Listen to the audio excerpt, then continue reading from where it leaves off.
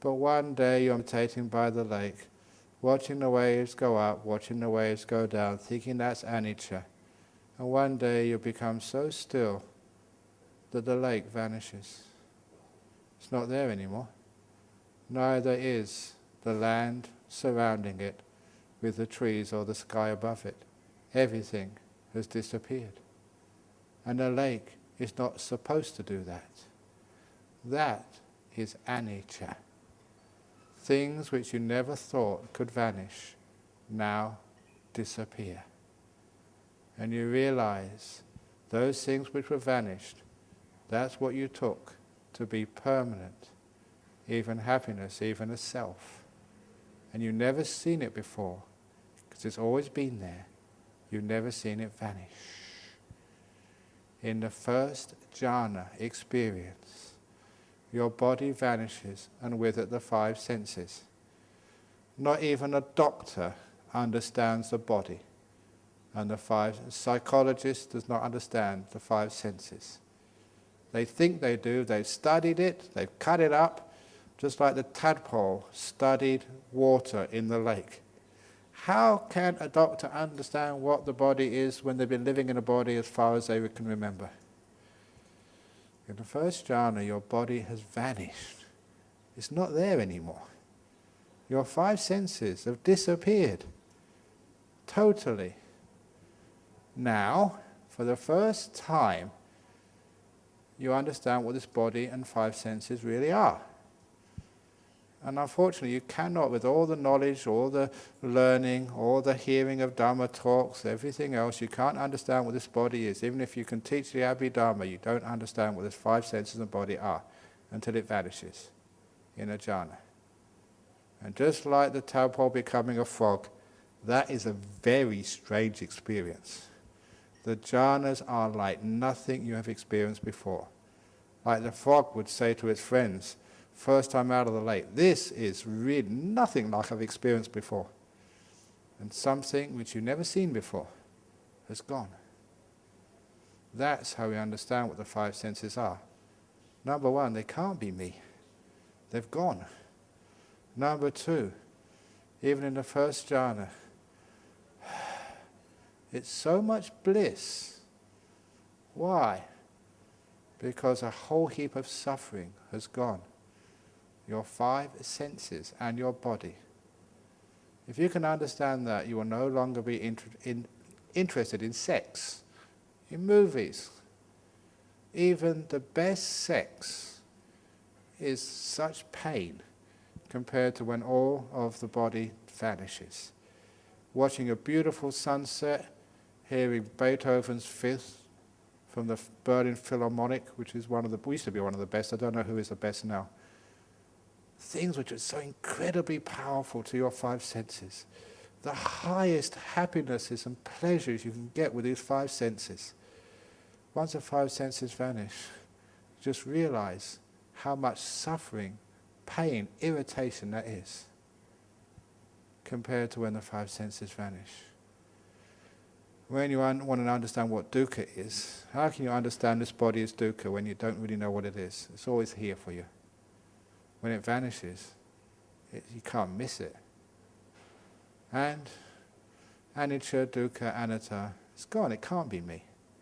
That's only the first jhana.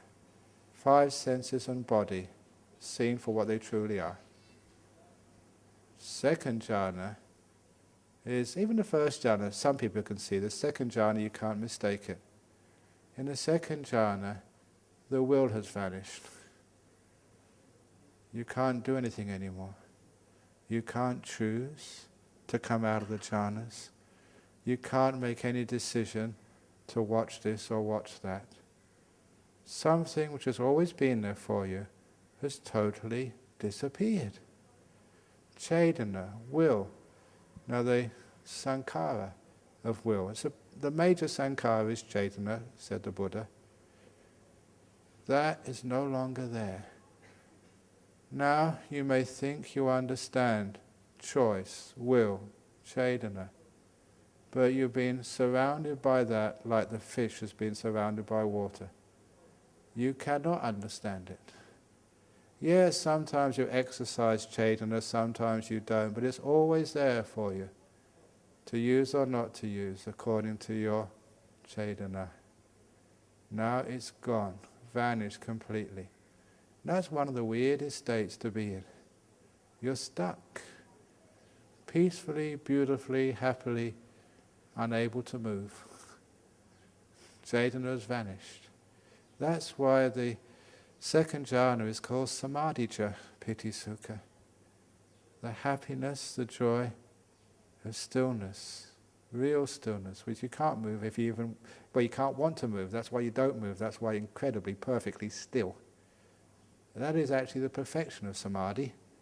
That's why it's samadhija piti sukha. You can't be more still than that. And when you come out afterwards, that was even weirder than the first jhana. Something has disappeared, which was always there for you. Will. It's anicca. It was regular, always there. Now, like the lake vanishing, the Chaitanya has vanished. Now you can understand what it really is. This thing which is always moving you, making you go from place to place, making you think, plan, remember. And the amazing thing is, you see how much dukkha it is. The reason why the second jhana is so blissful is this terrible Chaitanya, this will, is now stopped. Freedom from this, I call it the prison guard. I gave a simile yesterday. Just like life is being born in prison, lived all your life in prison, and thinking that prison is fun. So you visit from one part of a prison to another part of prison. You go to Nahuyana, you go to Elikalanda, you go to Colombo. You're just visiting different parts of the prison. You know, you find a nice girl or a boy and you have sex in the prison and have a nice family and board in the prison. You educate yourself. You have lots of fun in the prison, but you're in the prison of the five senses. And then you have this guard who never lets you sit still. Always saying, get up, go to work, do this, do that.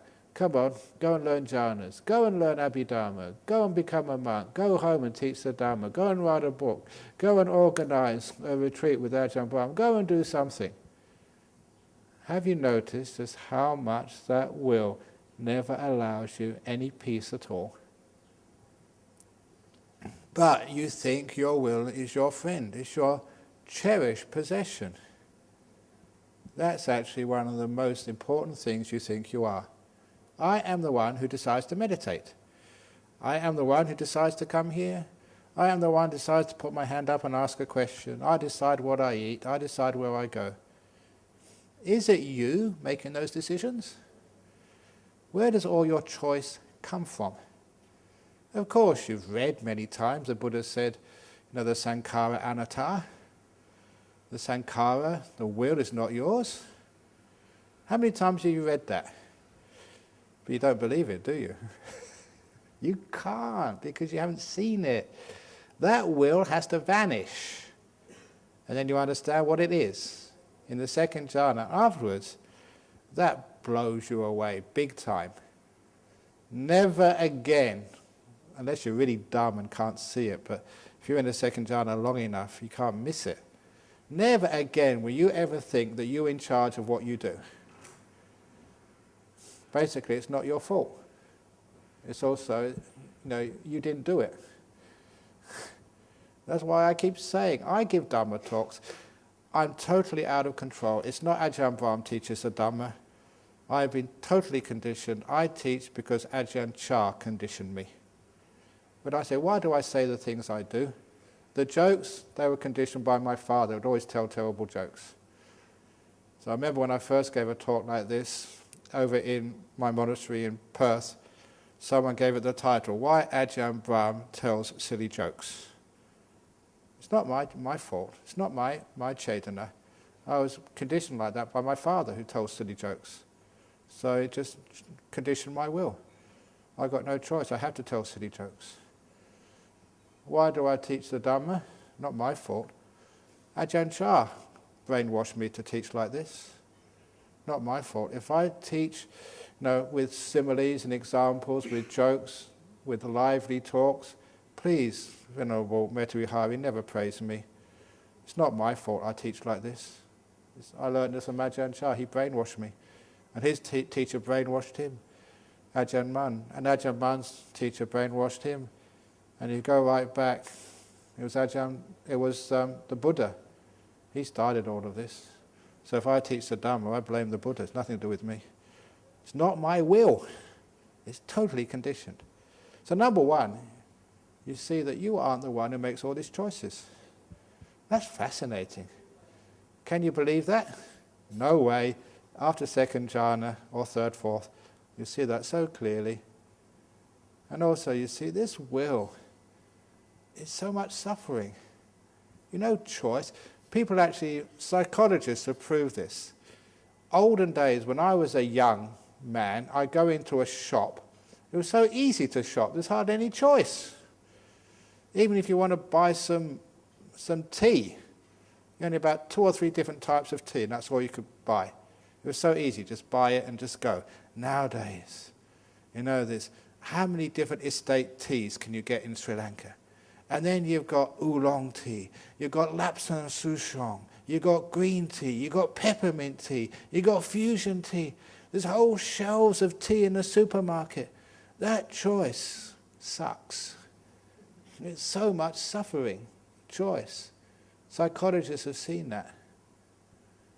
As far as silly jokes go, I remember this person who came to Australia as a refugee from the Middle East, a very poor country.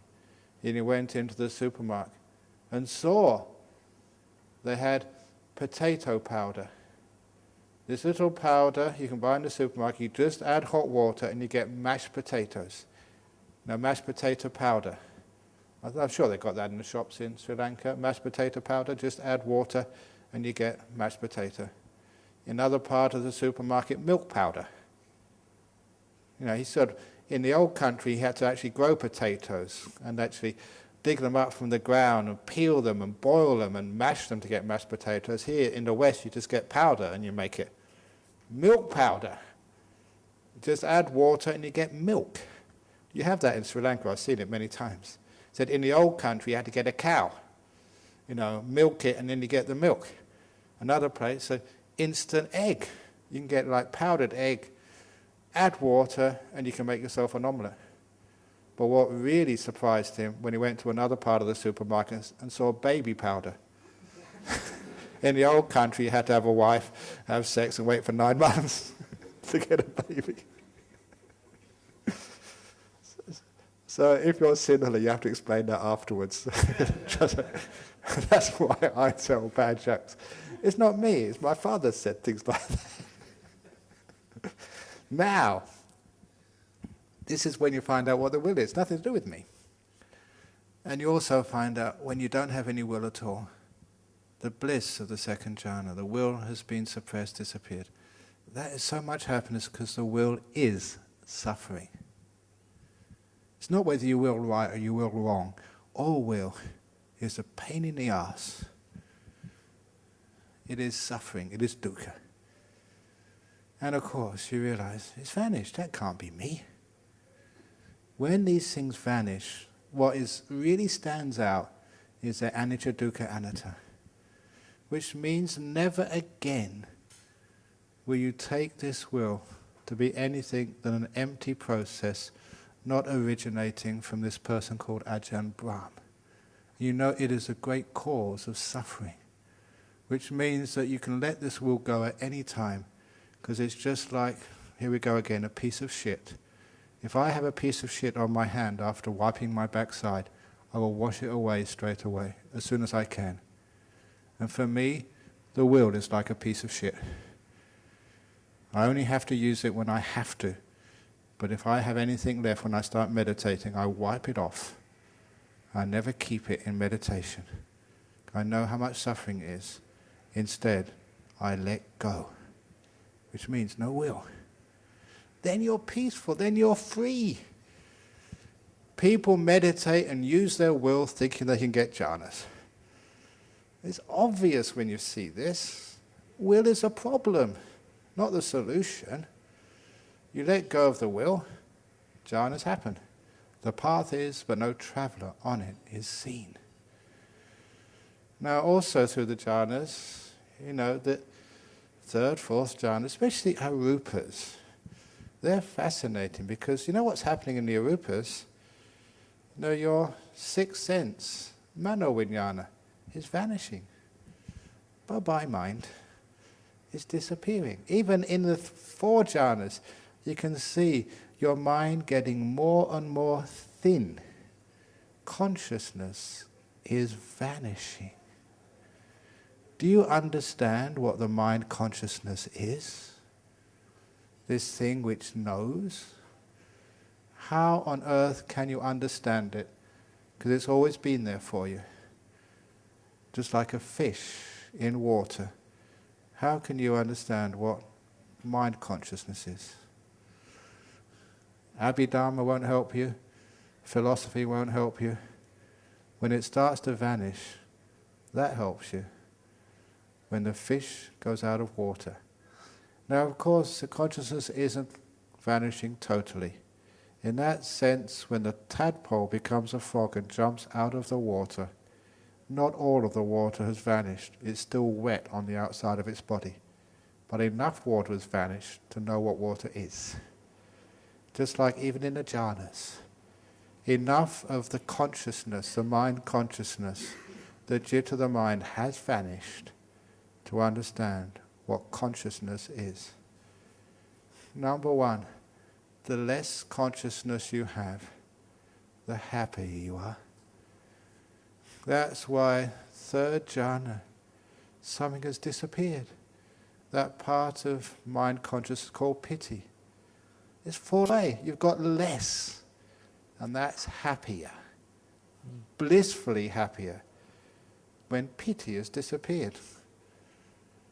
And the fourth jhana, sukha has vanished. Another huge chunk of your mano-vijnana fallen away. Wow, this is really nice. And soon you get the understanding that all consciousness, I'm talking about mano-vijnana, citta, is dukkha.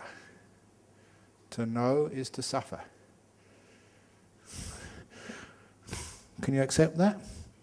No way until you've experienced jhana. You can think you do, yeah, it makes sense, yeah, I can understand this, that's what the Buddha said. But it's not powerful enough to make you see things differently. So when you understand vijnana is suffering, or vijnana, doesn't leave much else. In fact, it leaves nothing else. Nothing to hold on to.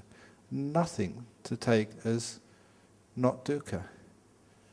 Remember the difference between a putuchana and an arya is they don't fully understand the Four Noble Truths. That was such a powerful teaching when I first saw that. It said if you totally understand the Four Noble Truths, then you're an arya. And I thought, I understand the Four Noble Truths. I can recite them. I can even give a Dhamma talk on the Four Noble Truths. How come I'm not an arya, I used to think? Because you haven't fully understood it. 99% is not enough. 99.99% is not enough. There's something in samsara you still think is sukha. Something you still take as permanent. Something which you still take as a self. Most of the stuff, yeah, it's not myself. But there's still a tiny bit left which stops you being an arya. And it's usually either the will or the consciousness. That is what stops you being an arya. When you get into these jhanas, you see, all the will cannot be me. It is suffering. You've seen it disappear. It's not permanent. All of your consciousness, the five consciousnesses are easy to see, they disappear, but now your sixth consciousness vanishing. That can't be me. And the more it vanishes, the less dukkha. That is suffering. Even the one who knows the citta is suffering. It's not me. Now you can say you're an arya, a putuchana. You've seen it totally. There is nothing left. I always have great arguments with famous monks who still think that after enlightenment there is some final mind. Everything else vanishes, but the deathless jitta remains. That is crazy. That means that those famous monks are not Aryas. When I suggest this, that very famous monks who are household names in Thailand, well regarded as arahats, when I say they're putuchanas, I get big trouble. But I'm used to trouble. I don't mind saying that. If you have any idea that anything is permanent as self, is happiness, you haven't seen the Dhamma yet. So the only way you can do this is get into these deep jhanas, and it's right in front of you. You can't miss it.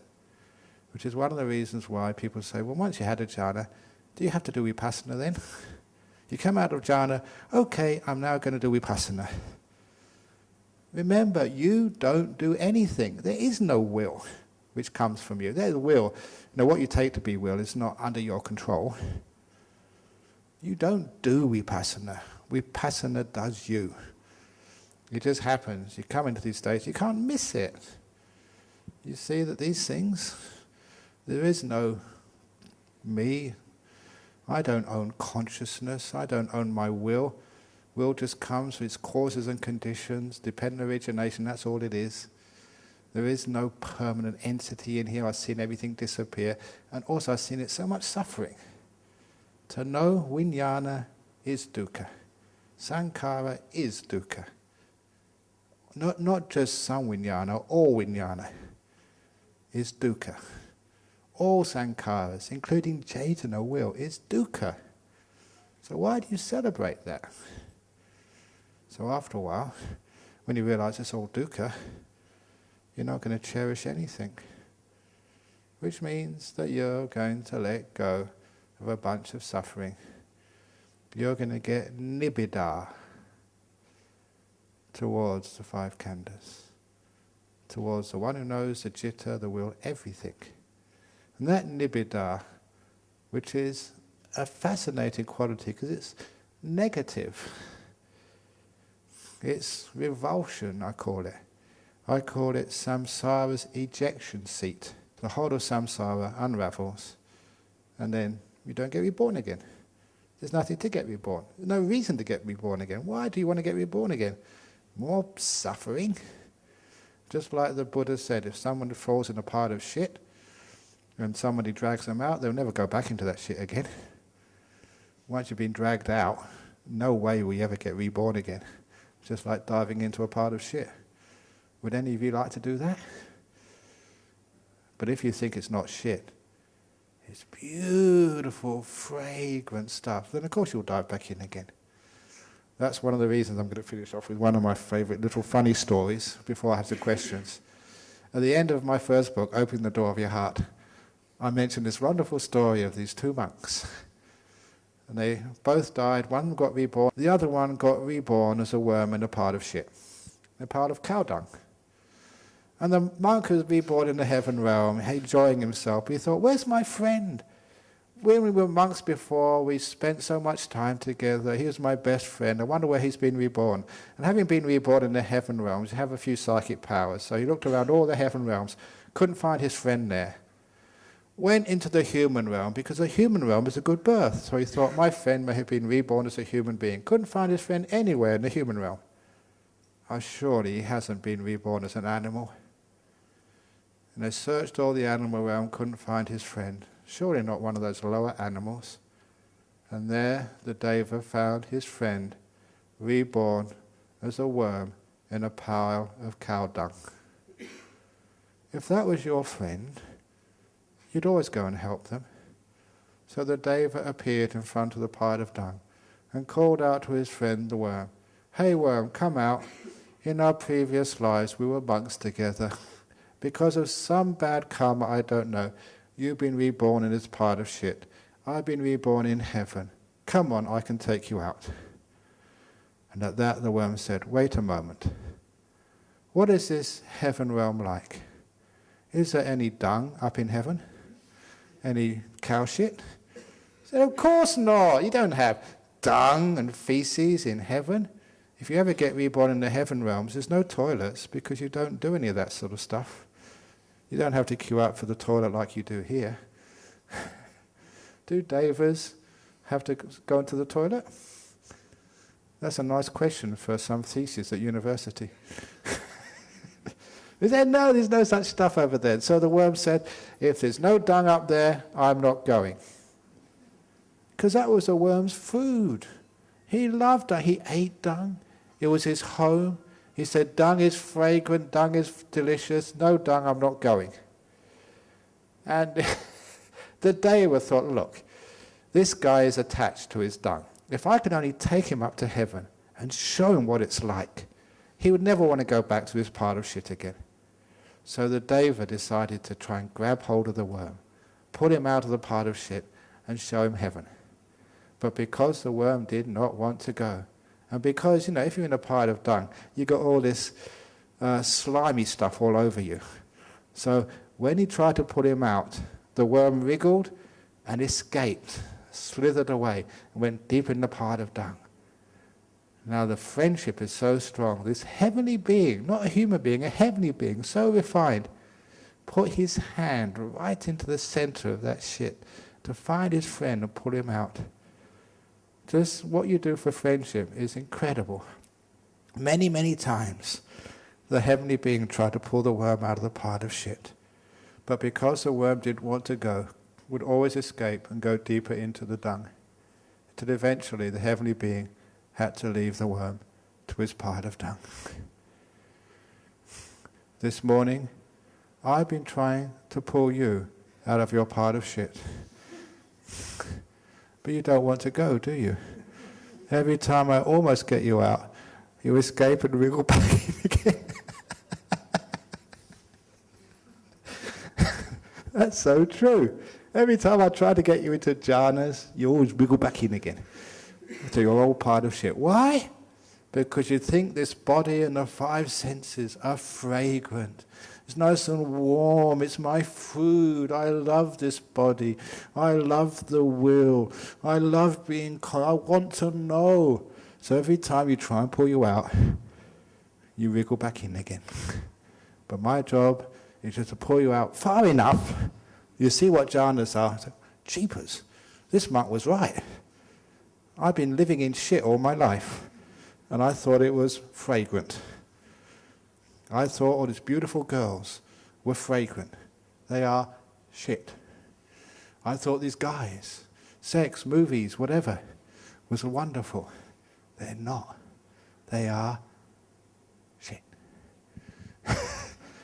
But you can't know that until I take you out, or someone takes you out, into jhanas. And then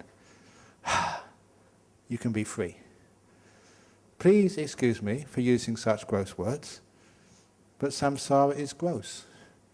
Suffering, it stinks. So sometimes you do need to use gross words to get people to realize they're living in a gross samsara. Thank you.